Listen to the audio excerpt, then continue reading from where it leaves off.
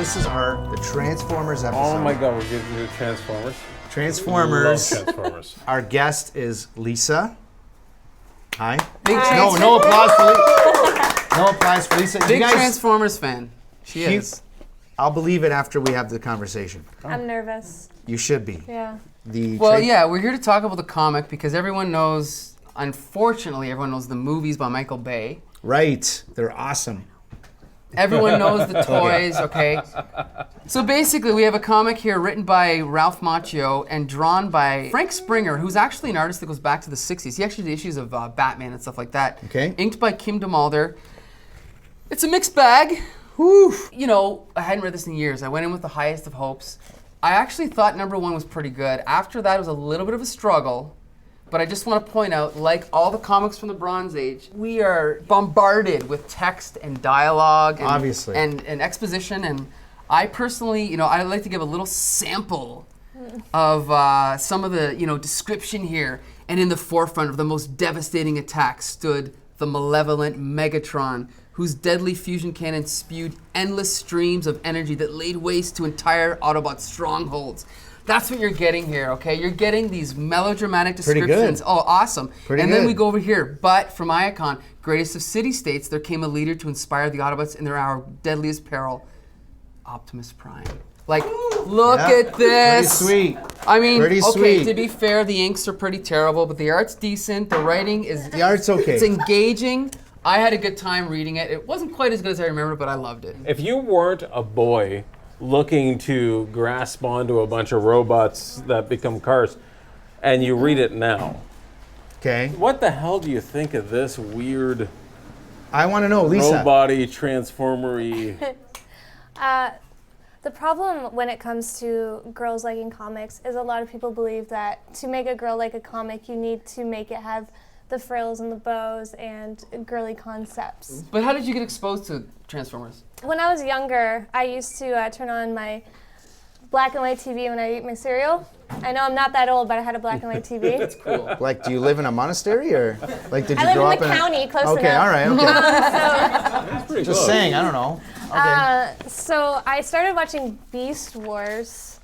And Oh, poor you. Poor Beast me, Wars. I know. The characters are terrible, but early animation, I thought it was the coolest thing. So I started doing some research on it and discovered that it had stemmed from Transformers. So Was Optimus Prime the he gorilla? was a gorilla. You know what? That is so terrible. It's so bad, but amazing. Oh, it's way Okay, so- worse than a semi-truck? Okay, so wait a minute. Did you watch was a gorilla. the cartoons from like back in the day or Yes, no? I have. Did you see the movie? You Yes, are the I have. best. You got the power. You are the You've got the touch. Oh, you got the touch. Yeah, She there knows it the is. words. All right, She okay, knows. sorry. All right. Yeah, exactly. Okay, go ahead. At the end of the day, when I read a Transformers comic, I'm not looking for girl power or the bows or Well, the Bumblebee frills. though. Bumblebee's, he's the Who's your cute. favorite character? Bumblebee. Actually, Jetfire.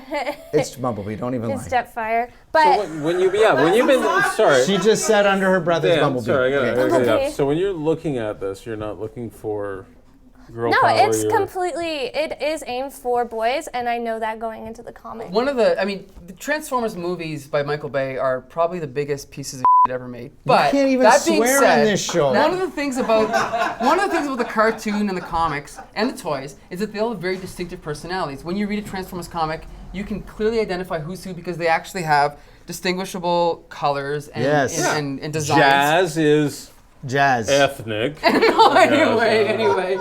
So, like, this is one of the most awkward pages in the whole comic where they all introduce themselves by Yes, saying I love things. it. Wait. So what they do is they go, let's just make sure, once they revive themselves in the arc, like, let's just make sure everyone's, good to go. So it's like, listening to you, Blue Streak, taxes even the endless patience of Prowl, me.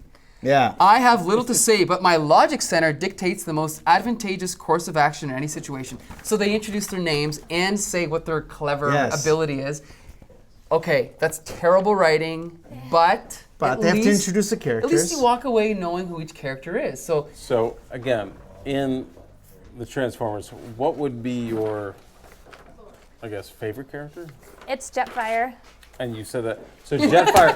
Now, yeah. sorry, I know you said that, but was it Jetfire from the comics, from the cartoon, from the Jetfire movie? from- Because in the movie, I didn't really like Jetfire. No, in the Jetfire movie. was some weird old man in the movie. In the books You don't and like in the weird show. old men? Okay, hold on. Big There next goes your one. chances. Oh, sorry. Anyways, in the comic book and in the show, he is introduced in the same way. He's introduced as a Decepticon, and eventually goes over to the Autobot side. Is he not a Decepticon? He's a Decepticon. In the show, they melt him from ice. Yeah. And he's a Decepticon at first, but he has a kind heart and decides to transfer over to the Autobots, which I really enjoy. And I love that no matter how hard he tries to help out, he fails every single time, absolutely miserably. So I like he's George. well, kinda. No. I was trying to help. Does this situation need whiskey? The reason, Hold on. I was thinking more like a clumsy baby Smurf bottle? I myself. just want to say, but- okay, so here's the All thing. right. Can I point out something? This art doesn't look good to the naked eye, does it?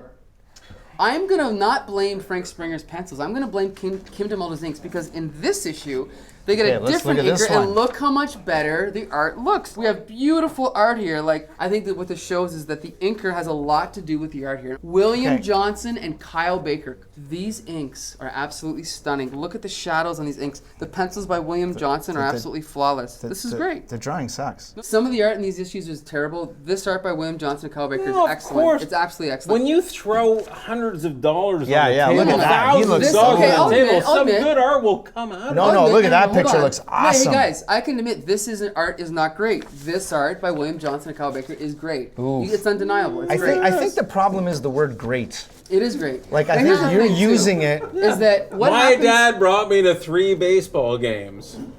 great. None of them were great. Okay, wait. But Here's once the thing. he said to me, "I love you." Okay. And I was like, "All right." So that is great. pretty good. Okay, Okay. starting with number 5, Bob Badinsky takes over, and the writing look, the writing in numbers 5 and 6 is excellent. Megatron, we all watch the show. Megatron is the threatening, intimidating leader of the Decepticons. Shockwave comes in. that's my the favorite. logic center, and the whole time Megatron is trying to be tough. He's trying to be intimidating.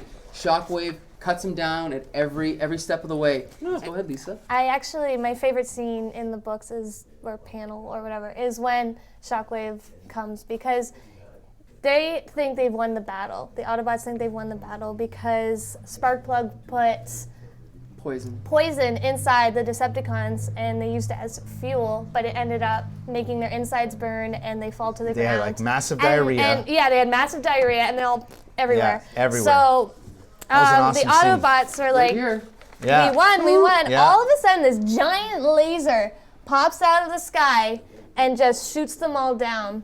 And Yeah. it transforms into Shockwave, who ends up being the brains of the operation. And he decides he's going to be the commander for a while.